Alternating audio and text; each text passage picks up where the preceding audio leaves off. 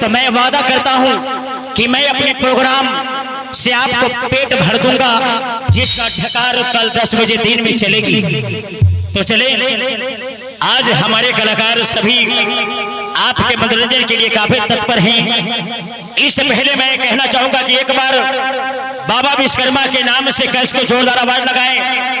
यही विकास चौक एक छोटा सा मामूली सा चौक था। जब से हम लोग आते हैं विकास चौक से हम लोग को इतना प्यार मिला है, इतना हमें दुलार मिला है। तो इस प्यार दुलार को पाकर हम कहीं भी रहते हैं तो धावते यहाँ पर चले आते हैं नंगे पांव। इसलिए आपका प्यार मुझे चाहिए। पैसे से बढ़कर सबसे बड़ा प्यार कीमत होती है। जो आपका प्यार मुझे मिले वही सबसे बड़ा मेरे लिए संपत्ति होगा। तो मैं चाहूंगा कि एक बार कस के जोरदार आवाज कस के जयकारा लगाएं, ताकि जयकारा कम से कम हमारे शिवहर जिला तक चला जाए। इसके बोलिए एक बार बोलिए प्रेम से बाबा विश्वकर्मा महाराज की।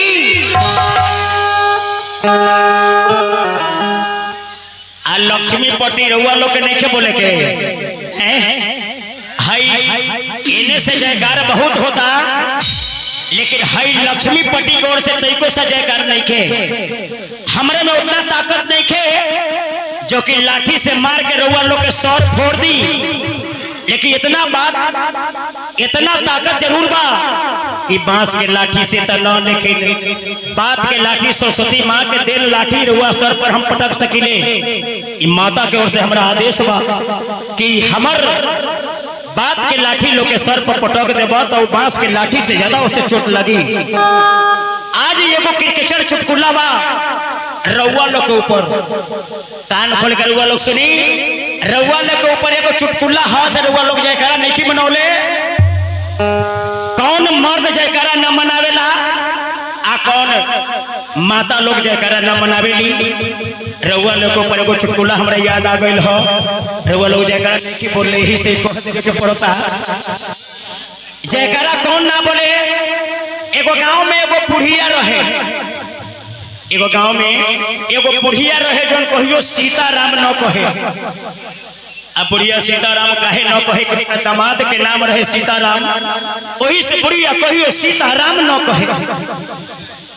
पहले के सास लोग दामाद के नाम ना लेवे, अब तो टून टून लेके बुलावता लोग। बुढ़िया के दामाद के नाम रहे सीताराम, वही से बुढ़िया सीताराम कहियो ना कहे। आज अगर केहू के नाम हुई विश्वकर्मा सहनी, केहू के नाम हुई विश्वकर्मा सिंह, केहू के नाम हुई विश्वकर्मा राय, केहू के नाम हुई विश्वकर्मा पांडे, तका रउआ लोग विश्वकर्मा भगवान के नाम से जयकार ना बोले। तो बुढ़िया के दामाद के नाम रहे सीताराम, वही से सीताराम ना कहे। बुढ़िया के दामाद के सीताराम कहवावे के लेल कुछ गांव के कुछ बड़ बुजुर्ग लोग कहलस कि रे बुढ़िया सीताराम काहे न कही। आज ये बुढ़िया से कहवाए में चाहे जैसे ही होके बुढ़िया के दामाद के खड़ा करा दे गइल जे लेके आज हम खड़ा बनी। आए दूगो आम आदमी बाया साइड में, दूगो आम आदमी दहिना साइड में, पांचवा में बुढ़िया के दामाद बीच में खड़ा रहे।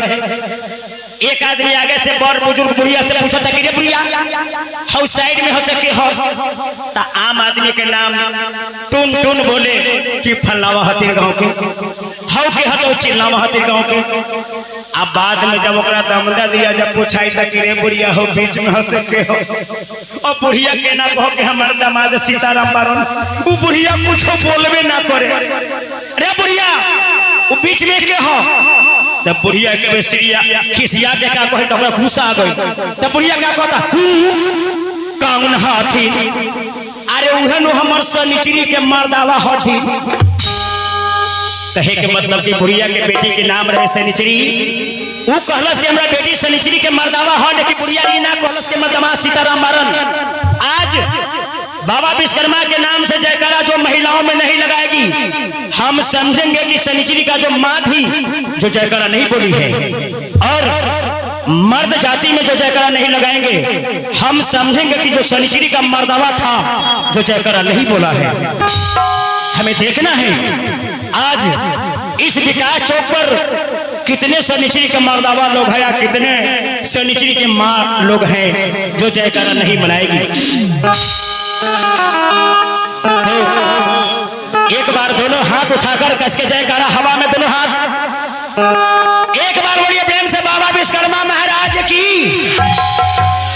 जरा ट्रक के ड्राइवर साहब, आप 3 ट्रक इस रास्ते से गुजर रहे हैं, बाबा विश्वकर्मा के गाड़ी पर बैठे हैं। और बाबा विश्वकर्मा का काम क्या है? 20 कर्म से हम लोग गाड़ी पर बैठते हैं, 20 कर्म को कर्म कर गाड़ी पर चढ़ जाते हैं, लेकिन सभी को पार करने वाले बाबा विश्वकर्मा है। तो एक बार कस के जयकारा, एक बार बोलिए प्रेम से बाबा विश्वकर्मा महाराज की। क्या बात है, right right, you tell me right. एक बार बोलिए प्रेम से सरस्वती माता की, अपने अपने माता पिता की, श्री देवी की।